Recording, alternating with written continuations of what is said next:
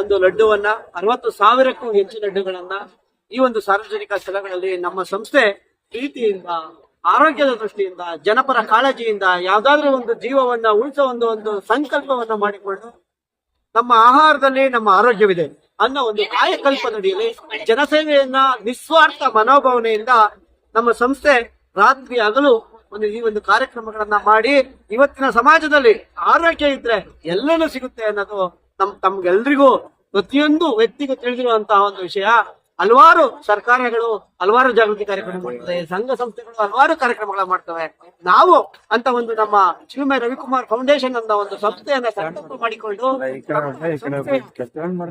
ಹಲವಾರು ಪದಾಧಿಕಾರಿಗಳು ಅವರ ಸ್ವಂತ ದುಡಿಮೆಯಿಂದ ಈ ಸಮಾಜಕ್ಕೆ ನಾವೇನಾದ್ರೂ ಒಂದು ವಿಶೇಷವಾಗಿ ಸಲ್ಲಿಸಬೇಕು, ಆರೋಗ್ಯದ ಜಾಗೃತಿ ಕಾರ್ಯಕ್ರಮ ಮಾಡ್ಬೇಕು ಅಂತ ವಿಚಾರದಲ್ಲಿ ಸಂಜೀವಿನಿ ಲಡ್ಡು 50ನೇ ವಾರದ ಸುವರ್ಣ ಸಂಭ್ರಮ, 50ನೇ ವಾರದ ಯಶಸ್ವಿಯಾಗಿ ನಮ್ಮ ರಾಜಾಜಿನಗರದ ಸುತ್ತಮುತ್ತಲಿನ ಉದ್ಯಾನವನ, ಹೋಟೆಲ್, ದೇವಸ್ಥಾನ, ಖಾಸಗಿ ಕಾರ್ಯಕ್ರಮಗಳು ನಮ್ಗೆ ಯಾರ್ಯಾರು ಕಾರ್ಯಕ್ರಮಗಳಿಗೆ ಕರೆದಿದ್ದಾರೆ ಅವರೆಲ್ಲರಿಗೂ ನಾವು ಈ ಒಂದು ಲಡ್ಡುವನ್ನ ಹಂಚಿ ಯಾವುದೇ ಒಂದು ವ್ಯಾಪಾರವನ್ನ ಮಾಡದೆ, ಬ್ರಾಂಡ್ ಮಾಡದೆ, ಯಾವುದೇ ಒಂದು ಇದರ ಹಿನ್ನೆಲೆಯನ್ನ ಉದ್ದೇಶವನ್ನು ಇಟ್ಟುಕೊಂಡರೆ ನಿಸ್ವಾರ್ಥವಾಗಿ ಜನಸೇವೆಯನ್ನ, ಆರೋಗ್ಯ ಸೇವೆಯನ್ನ ನಾವು ತಲುಪಿಸಬೇಕು.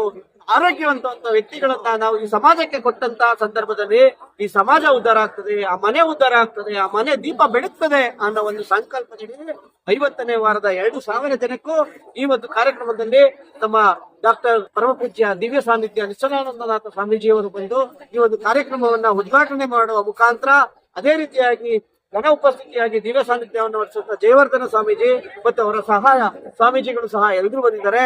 ಎಷ್ಟು ಅಲ್ಲದೆ ನಮ್ಮ ಏನು ಹಿಂದೂ ಒಂದು ಸಮಾವೇಶದ ಹಿಂದೂ ಒಂದು ಸುಂದರೇಶನ ಭವ್ಯ ಮೇಡಮ್ ಮತ್ತೆ ನಮ್ಮ ರಾಜಣ್ಣ ಬಂದಿದ್ದಾರೆ, ನಮ್ಮ ಕಮಲ ಸರ್ ಬಂದಿದ್ದಾರೆ, ನಮ್ಮ ರಾಧಕ್ಕ ಬಂದಿದ್ದಾರೆ, ನಮ್ಮ ಸರೋಜಮ್ಮ ಮೇಡಮ್ ಬಂದಿದ್ದಾರೆ, ನಮ್ಮ ಶಶಿಕಲಾ ಮೇಡಮ್ ಬಂದಿದ್ದಾರೆ.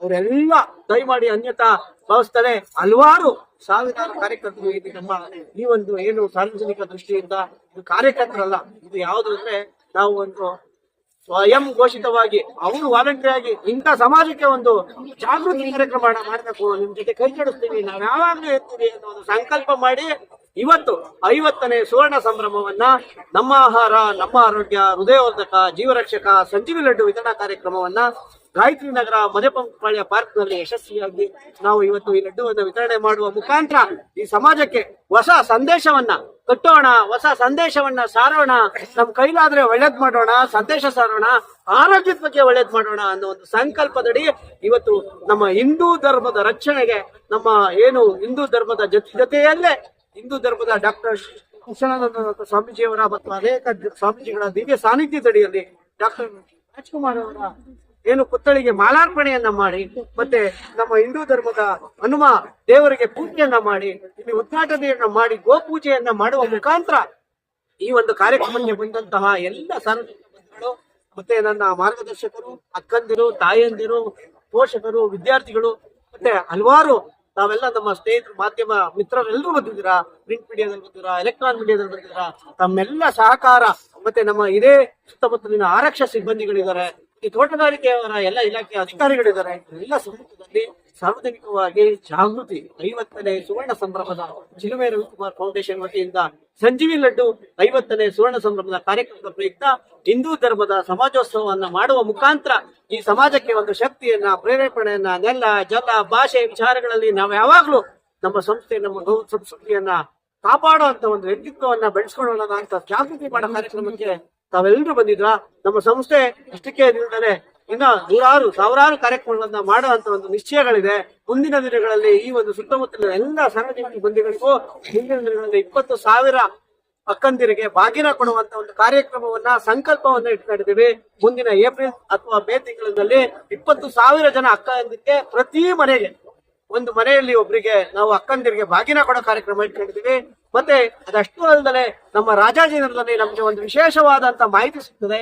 ಯಾವಾಗ ಅಂತಂದ್ರೆ ನಮ್ಮ ರಾಷ್ಟ್ರೀಯ ಹಬ್ಬಗಳಲ್ಲಿ ನಾವು ಸಿಹಿ ತಿಂಡಿಯನ್ನ ಸರ್ಕಾರಿ ಶಾಲಾ ಮಕ್ಕಳಿಗೆ ವಿತರಣೆ ಮಾಡ್ತಾ ಇರ್ತೀವಿ. ಅಂತಹ ಸಂದರ್ಭದಲ್ಲಿ ಸರ್ಕಾರಿ ಶಾಲೆಗೆ ಕಾರ್ಯಕ್ರಮಕ್ಕೆ ಹೋದಂತಹ ಸಂದರ್ಭದಲ್ಲಿ ಅತಿ ಹೆಚ್ಚು ಬೆಂಗಳೂರಿನಲ್ಲಿ ರಾಜಾಜಿನಗರದಲ್ಲೇ ಒಂದು ವಿದ್ಯಾರ್ಥಿಗಳು ಇರುವುದು ಕಂಡು ಬರ್ತದೆ. ಅದರಲ್ಲೂ ಕನ್ನಡ ಶಾಲೆಗಳಲ್ಲಿ ಓದ್ತಾ ಇರುವಂತ ಅಂತ ಒಂದು ಶಾಲೆಗಳಲ್ಲಿ ಮಕ್ಕಳುಗಳಿಗೆ ಕನಿಷ್ಠ ಪಕ್ಷ ಸರ್ಕಾರದ ನಿಯಮಿತ ಕೆಲವು ರೂಪಾಯಿಗಳಷ್ಟು ಫೀಸ್ ಅನ್ನ ಅವರನ್ನ ಕಟ್ಟುವಂತ ಶಕ್ತಿ ಇಲ್ಲದೆ ಇರುವಂತ ಅವರ ತಂದೆ ತಾಯಿಗಳ ಇದನ್ನ ನೋಡಿ ನಮ್ಗೆ ಮನಸ್ಸು ನೋವಾಗ್ತದೆ.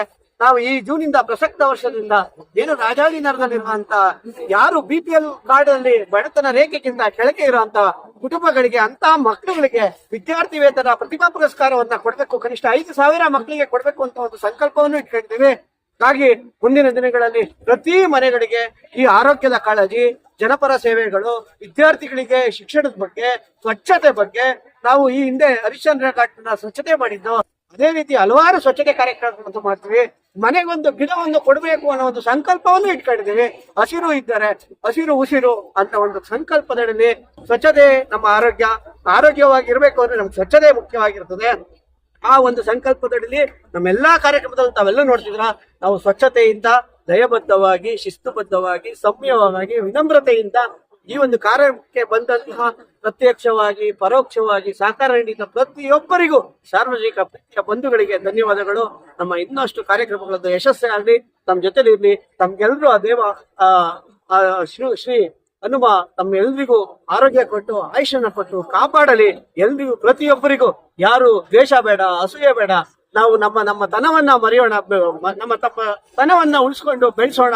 ನಾವ್ ಯಾವಾಗ್ಲೂ ಒಂದು ಪ್ರೀತಿಯಿಂದ, ಆರೈಕೆಯಿಂದ 4-6 ಜನಕ್ಕೆ ಯಾವ್ದಾದ್ರು ನಮ್ ಕೈಲಾದ್ರೆ ಒಳ್ಳೇದ್ ಮಾಡೋಣ, ಇಲ್ಲಾಂದ್ರೆ ಯಾವುದೇ ರೀತಿಯಾದಂತ ಕೆಟ್ಟದ್ ಮಾಡೋದ್ ಬೇಡ ಅನ್ನೋ ಒಂದು ಸಂಕಲ್ಪವನ್ನ ಈ ಒಂದು ಸಂದರ್ಭದಲ್ಲಿ ನಾವೆಲ್ಲರೂ ಪ್ರತಿಜ್ಞೆ ಮಾಡುವ ಮುಖಾಂತರ ನಮ್ಮ ಸಂಸ್ಥೆಯ ಎಲ್ಲ ಪದಾಧಿಕಾರಿಗಳಿಗೂ ಕೈ ಮುಗಿದು ಅಷ್ಟೇ ನಮ್ಮ ಸಂಸ್ಥೆಯವರಾಗ್ಲಿ, ಹಲವಾರು ನಮ್ಮ ಸಾರ್ವಜನಿಕ ಅಕ್ಕಂದಿರು, ತಾಯಂದಿರು ಎಲ್ರಿಗೂ ವಿಶೇಷ ಏನು ಅಂದ್ರೆ ಭಗವಂತ ಇದ್ದಾರೆ, ಧರ್ಮನೇ ಗೆಲ್ಲೋದು, ಸತ್ಯನೇ ಗೆಲ್ಲೋದು. ಯಾವಾಗ್ಲೂ ಸತ್ಯದ ಪರನೇ ಜಯ ಇದೆ, ನ್ಯಾಯದ ಪರ ಧರ್ಮ. ಹಿಂದಿನ ಕಾಲದಲ್ಲೆಲ್ಲ ಏನಿತ್ತು ಅಂತಂದ್ರೆ ಅವ್ರ ಮಕ್ಳುಗಳು ಅವ್ರ ತಂದೆ ತಾಯಿ ಮಾಡಿದವ್ರ ಮಕ್ಳಿಗೆ ಅಂತ ಇತ್ತು. ಇವತ್ತಿಲ್ಲ, ಇವತ್ತು ಅವ್ರು ಮಾಡಿದ್ದ ಅವ್ರಿಗೆ ಕಾಲಚಕ್ರ ಮೇಲೆ ಕೆಳಗೆ ತಿರುಗ್ತಾನೆ ಇರ್ತದೆ.